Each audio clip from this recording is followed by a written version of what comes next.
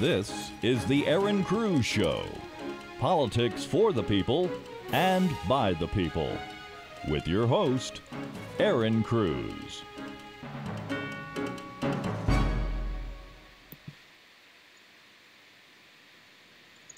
We are live today with many candidates throughout the state of California. Technology is amazing. We have on the show with us right now Joseph Grcar, right? California State Assembly candidate, District 20, right? He is running for office. He's doing great things. He's put himself out there. How are you doing, Joseph? Well, I'm as I explained, I'm just coming down. We were waving signs last night in downtown Hayward, so that was the last campaign activity, and we've done a lot of door-to-door. And an interesting thing we can do here is to leaflet cars in BART parking lots with permission, so we've done that as well. Wow. There are a lot of cars in BART parking lots, I can guarantee that. So that's, yeah. A lot of voters, you know, people who are traveling to work or from work, and an opportunity to at least get your name out there, say hello, and trigger the mind of that person, you know, and get them thinking about their options, because that's part of it. Many people just vote D or R, and we're getting to the place where people are realizing that we just can't do that any longer. Right, that's for sure. So you're mentioning in our pre-interview that you're going to be doing something very interesting tonight after the polls close. Yes, I'm going to go down to the county courthouse and watch them count the votes. I'm not sure exactly what that means. I think mostly it will be numbers coming in from the different precincts. But if I can see an early tabulation, I think that would be fun to watch. That is amazing. Do they expect a good turnout there?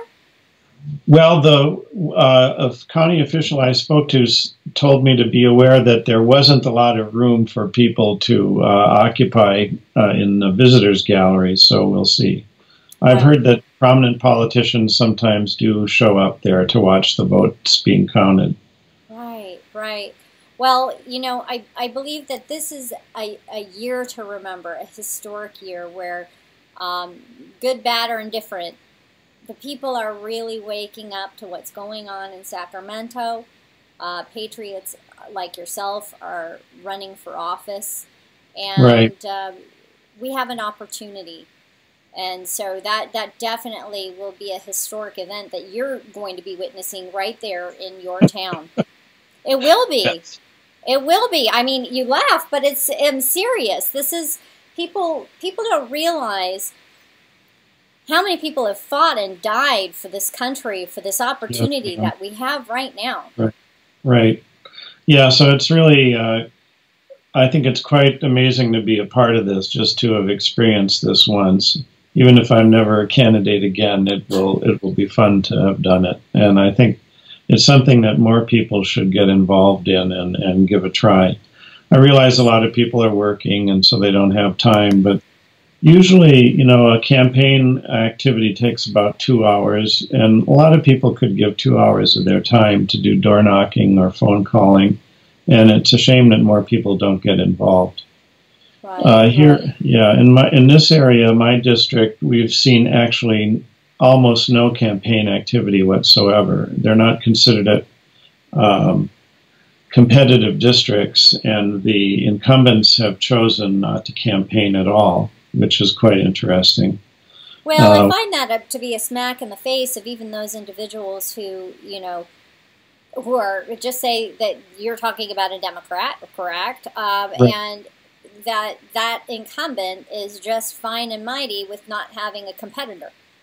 You know, even of the Democrat Party, somebody who might offer new ideas or solutions. And this is why term limits are so important. Well, at least we have some term limits. My opponent, I think, has another 2 terms if he wins re-election today. But I was told by a municipal attorney that the money collected by a candidate after the race is over, the balance of it reverts to them. It becomes personal income. And if that's true, then my opponent has made a lot of money in this campaign because he's collected close to $1 million and he hasn't spent next to anything on that. No signs, no activities, no public activities. So I think if that's true, it's really kind of an odd situation in Sacramento. Well, the other thing they can do, you know, I'm not as familiar with the state, you know, laws as I am on the federal side related to this, but, you know, sometimes they shift funds to other people. Yes, and they also support other people with their campaigning in terms of he may not be campaigning for himself, but he may be going to other events or supporting other candidates by going to these events or supporting these other types of activities. And that's what they do. It's a bunch of money shuffling. Yeah, no, I've heard about that, but that should show up in the accounts. Because that, yeah, and so at the end of the year, I'll take a close look at that when the final accounts are filed and see exactly what happened. Right. It is interesting. It's very telling to me, especially because the numbers we're talking about for these incumbents are in the millions, and in some cases, in many cases, tens of millions. Yeah. So depending on the race, depending on, you know, the district and what have you, and it's I believe a breeding ground for corruption. Yes. And especially the corruptible man or woman. And even with limits on the amount of contributions to a candidate from a corporation or a union, there are lots of corporations and unions out there. So most of the money my opponent collects, about 90%, just comes from big organizations outside his district.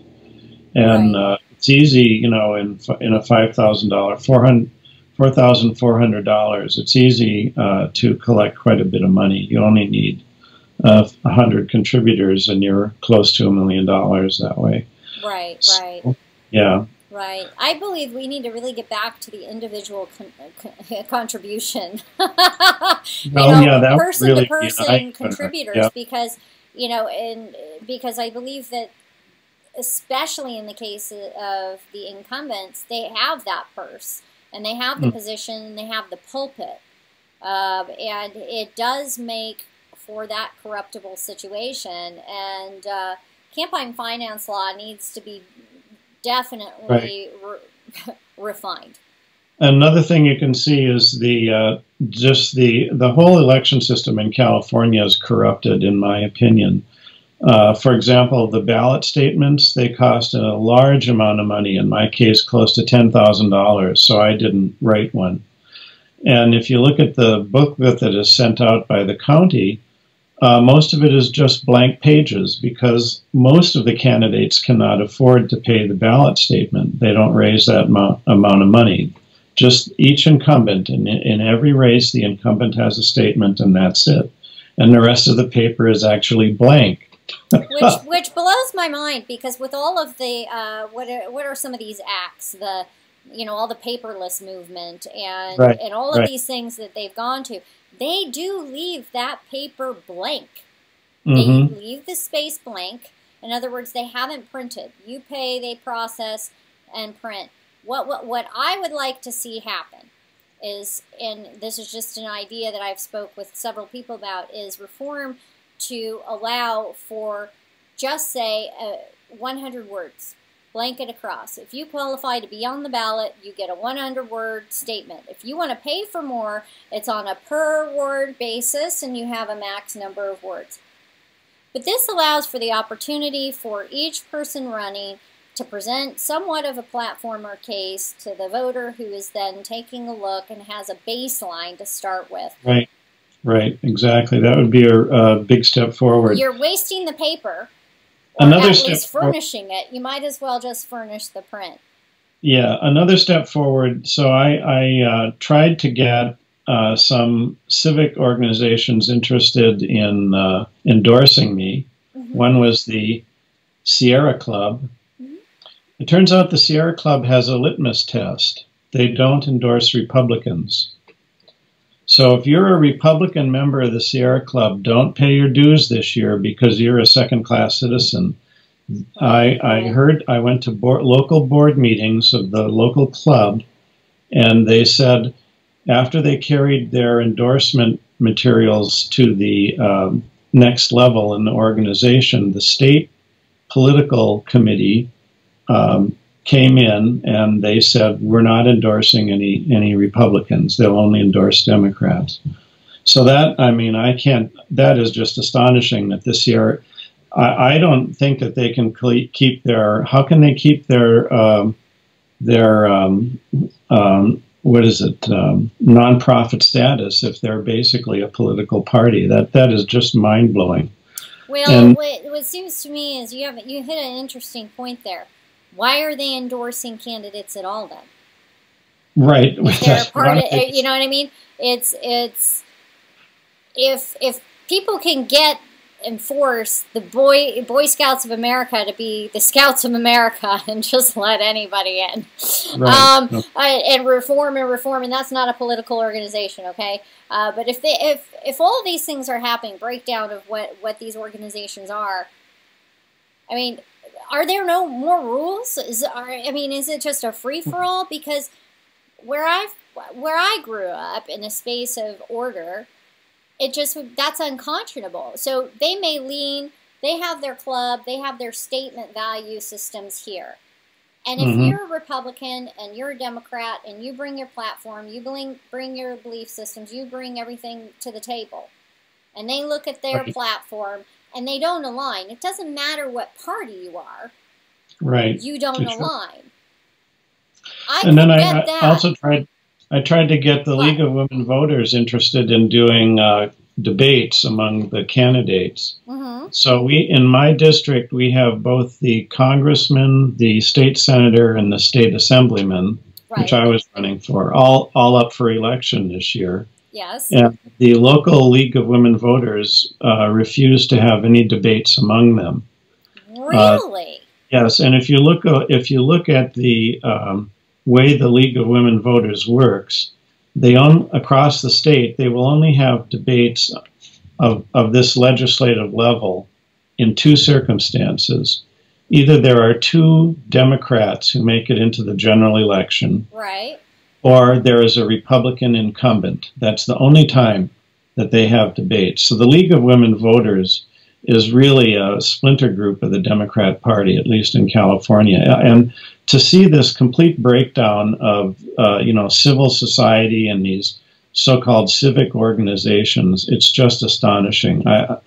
I looked at my home state of Minnesota, which has a reputation for very clean politics, and every little League of Women Voters organization in Minnesota was having a legislative debate between... Well, that's part of what they do. Candidates. Yeah, they should. And in fact, I believe that even in a very, very staunch progressive area, it may have been, I've talked to a lot of people over the course of the last week and a half, it may have been Johnny for Congress against Adam Schiff. I can't recall. There were a couple of individuals who, the League of Women Voters, they were actually holding debates, and the candidate who was an incumbent declined the invite, so it wasn't held in one case. But you know, it's something where there's a complete lack of regard for the process, for the people, right? And it's a breakdown of our society. It's really a shame, and we have to get that back. But the only way to do that is to get the information out. The other thing I noticed, I was shocked when I looked back at Minnesota, it turns out that the assembly districts in their state house, are populations of 40,000 people. Compared to California, where my assembly district has 400,000 people. We have a representation issue in the state of California. We do.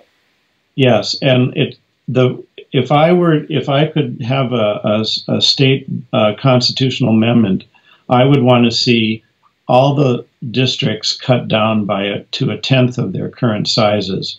Because right now you're essentially running as a congressman for any state office, for any state legislative office. It's just enormous. and the amounts of money required. I mean, you can't walk a district with 400,000 people in it. And how do you adequately represent a group of people? Exactly. Right. How exactly. do you, I mean, social media is great. We're able to meet with people where we weren't able to previously, I mean, in terms of reach. But how do you actually connect with the people? And I think that's part of it, is that the incumbents are so disconnected. The districts are enormous, and even in urban areas, I mean, you add a large space with the large amount of population and population density. I mean, it's unreasonable to think that you as one person can take all the information that you need to from all of the constituents and go up on the hill and be proper representation for that group. The only thing they look after is what their leaders want, because that keeps the PAC money coming in. Right. So then you're back onto the whole campaign finance. Yes. Right. So, but we have to get back to the level of where we're serving the people. And sometimes I believe that I've heard from progressives that they say, well, you know, that would cost too much money. You would have too many people in Sacramento. Well, you know, we have a lot of people here. And we have to get back down to the place where we're serving the people, and there are certain adjustments that need to be made in order to have that proper representation. Otherwise, we end up with exactly what we have today, which is not appropriate representation. It makes it a lot easier for the state political party to control the legislative, what you call them, the legislative members. If you had 400 people in the California State Assembly, then we wouldn't have the kind of machine politics that we have now. Mm-hmm. They just wouldn't be able to pay them off, and they wouldn't be able to control them.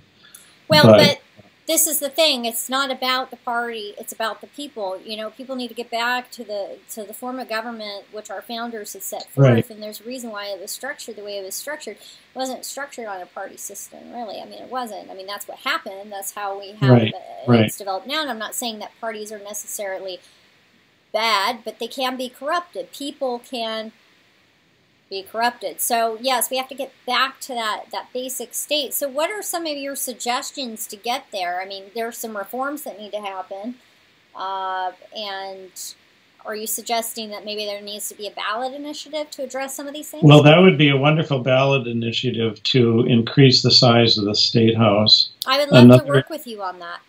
Pardon? I would love to work with you on that, because that would be great. That's something that the North, you know, has been really calling on and calling for, is proper representation. Right. And I think it would trying to manage such a large number of people, you wouldn't find these this basically continuous legislative year that we have now. People would go in, they'd vote on the budget, and they'd want to get out of there and go home. Mm-hmm. So I think enlarging that would be great, and it would be much closer to real representation.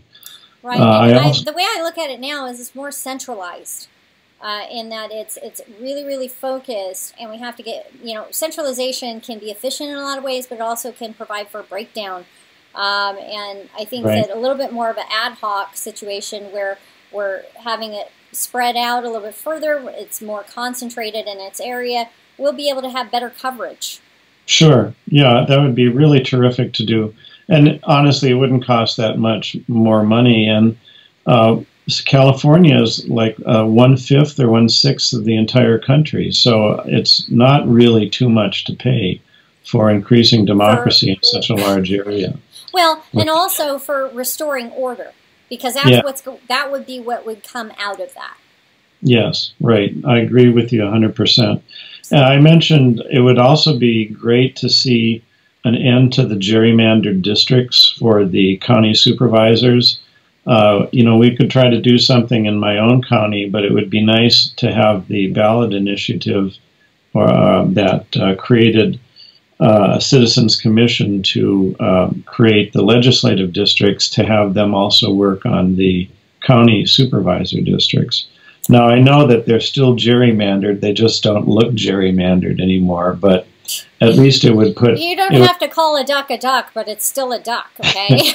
it would throw a monkey You can put wrench lipstick in on the a system. pig. We can go through these all day long. Right. You know, I would throw a monkey wrench in the system. Right now, the county supervisors basically pick their own districts. And if they had to go and argue to a central state organization why those districts make sense, then that would be a real separation of power there. And I think it would bring a lot more democracy back to the county level governments. And in most a lot of counties in California are essentially one-party counties. A few of them well, that's are because of redistricting. Where I live in the Coachella Valley, that was always a red, a red area. It seems for quite some time, and they redistrict, and guess what? Now it's blue. They've made it just right, just so they can go ahead and get that power grab. And the way I see that is that's not representing the people. Right. Well, I don't know. I'm not familiar with your area enough. But the point is as soon as you start changing those boundaries, somebody should be looking at it and asking the question, why? Yes, right. With oversight. Yeah. If you look at the counties in the state, I think that about a third of them have Democrats outnumbering Republicans 2-1. So those I consider to be essentially one-party counties. And it really seems a shame that these parties are allowed to run roughshod over the local bureaucracy and the civil servants and all that. Essentially, the politicians in control in these counties get whatever they want. It's like your worst nightmare.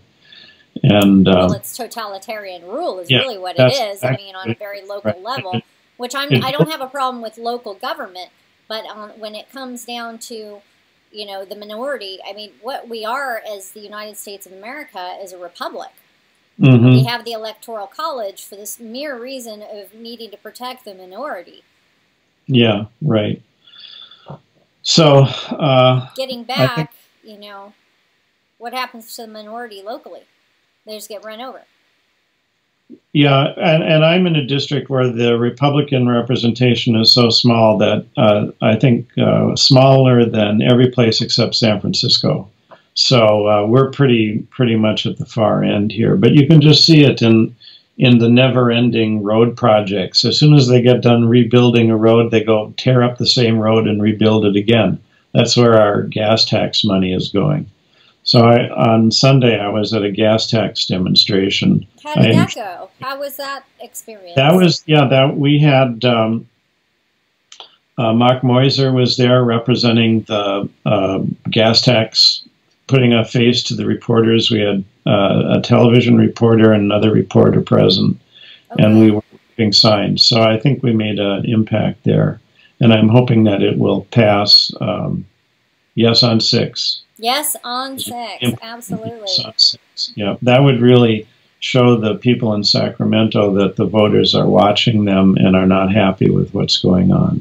Right, right. And that's, a lot of this people need to recognize it's not a party issue. It's not a Democrat-Republican issue. It's not a left or right issue. It's a right and wrong situation where government has gotten out of the bounds of what's responsible and what's right and good, and they've gone rogue. And in the case of the gas tax, went ahead and passed something which the taxpayers didn't even have input on. So, if you're out there and you're listening and you're thinking, I'm just not sure about that gas tax situation, do you want government to be able to continue to raise your taxes at every whim? Because currently, as the Prop 6 is, or as, Senate Bill 1. Yeah, I mean, it's built in. It's going to adjust. It's going to keep going up. Your gas tax is going to keep going up as it automatically from now on. Right. No input from the legislature, the governor, anybody. It just goes up automatically. Right. So your gas tax will continue to go up unless you vote yes on 6. When you vote yes on 6, you will stop the gas tax, and you will also trigger some legislation which is inside of that yes on 6 vote, which will prevent Sacramento from pushing through these tax initiatives without a vote, your vote. So, folks, definitely vote yes on 6 and repeal the gas tax. There are ways to solve these problems and infrastructure issues without Sacramento pushing unseen taxes down our throats without permission. Yeah, so I'm really heartened though that you know, a few measures like this may get through, and even California could see some changes in the future. Because if we have a few more years like we've had in the past, I just don't know what's going to happen to the state. There's just so many people who are unhappy and moving out of the state. Well, my concern is not just for California, because as it stands, you know, the businesses are leaving California, people are leaving California.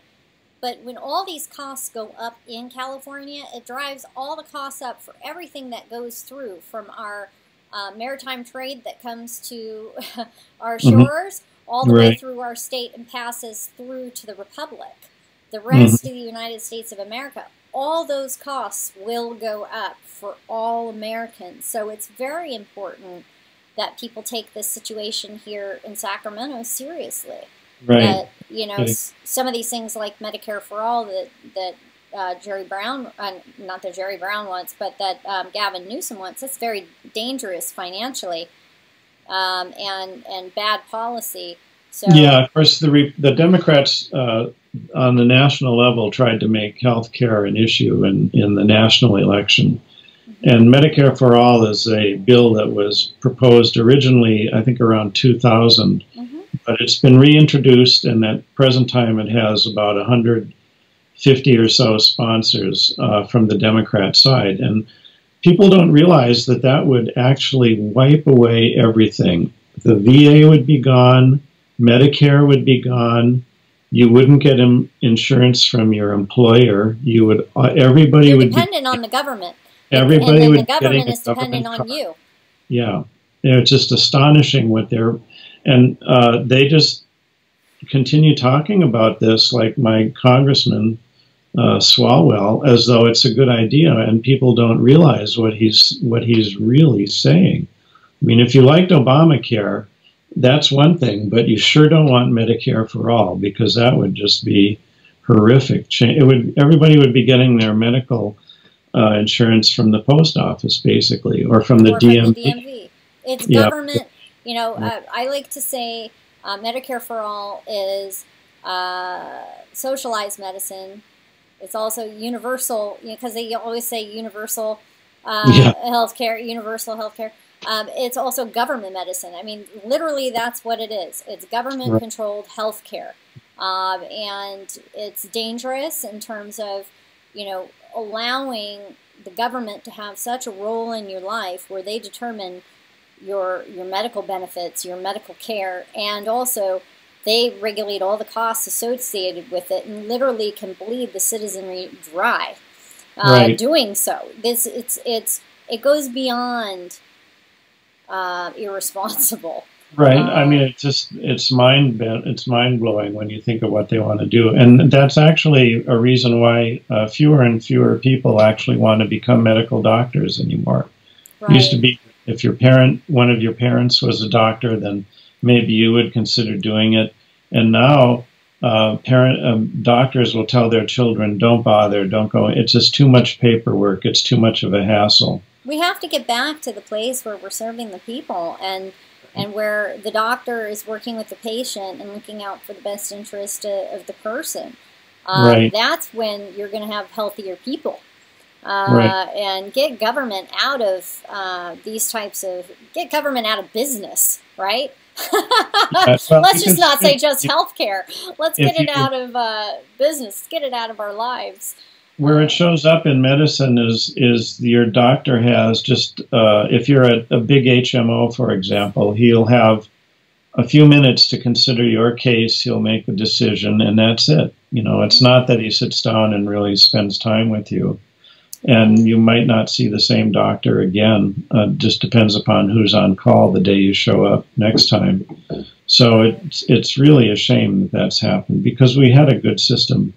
And it could have improved, but now it's just all just being destroyed. Well, we can count on you even when you are elected, okay, to the state assembly, we can count on you to ensure that you're going to push for no Medicare for all and for more choices for Californians, right? Right. It's important to remember that I know the you're a gas less tax government passed. guy. I know you're a less government guy because I know you, but Yeah. Gas tax passed by one vote. yes. And if we can get one more guy in the state assembly who's not a Democrat, then it would prevent that kind of thing from going on. It's really important to get rid of that. If we can get one more guy like Joseph, that would be fabulous. That would be fabulous. Because, you know, Great. we need brilliant, regular people who care, who understand the issues. And I say this over and over and over again, and I know people who watch the show, they hear me say it over and over again, but I don't know how many times that I should be saying it because it's just true. People need to hear it.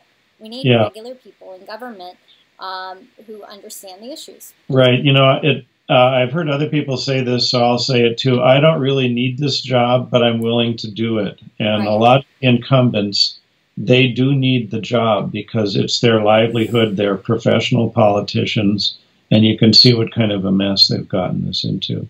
Right. So, well, it's time to get out of that mess. It's time to vote for Joseph and the 20th District for California State Assembly. Thank you again for coming on the Erin Cruz Show, Joseph, and we're going to touch base with you. We can't wait to hear what your experience was like going to the courthouse. I have myself not been there to watch. It's something that I would love to do. But we're going to live vicariously through you on a later show, and we want to hear about that. All right. I'm willing to tell you what happens at the vote counting and if I get elected, what it's like in the assembly. All of it. All of it. We want to know. It's all about the process as Californians. We have to get involved because we are the answer. We are Revolution America. We are Revolution California. So, you know, we're it. Right. No kidding. All right, Joseph. God bless you. You take care. Bye-bye.